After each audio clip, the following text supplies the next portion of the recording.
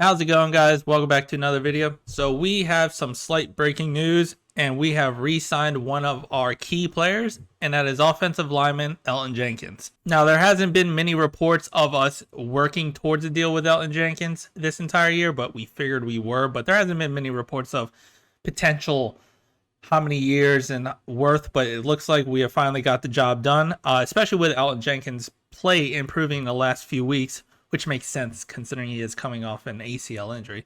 But with his play improving, they have finally come to an agreement, which has become a 4-year contract worth $68 million.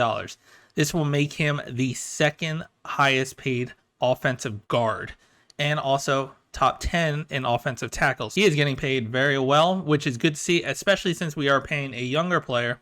And it's not like kind of in a sense where Bakhtiari, where that contract kind of hurts right now, but Jenkins has definitely earned this, especially since he has played everywhere on this offensive line, and he has absolutely been amazing when he's healthy. Now, I will also add the timing of this deal might be very good for the Packers and their cap salary hell that they're kind of in right now, because if they waited towards the offseason with Elgton Jenkins' play increasingly getting better over the past few weeks, if he finished off the year back to his old all-pro form, he might have commanded an even bigger salary than just 4 years and $68 million, to where I think they settled on this contract because he did get injured and he was having a slightly rough first half of the year coming back from that ACL injury and being kind of in and out there in the lineup in the mid part of the seasons.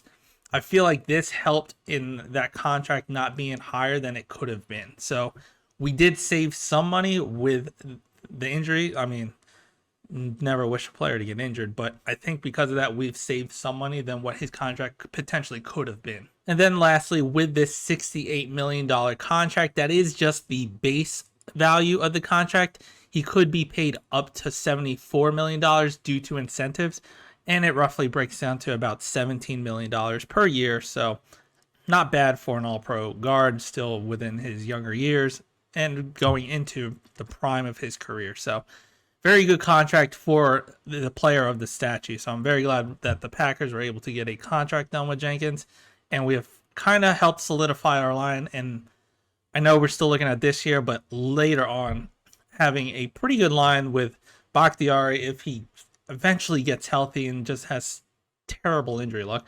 Jenkins, Zach Tom looks like he could be legit.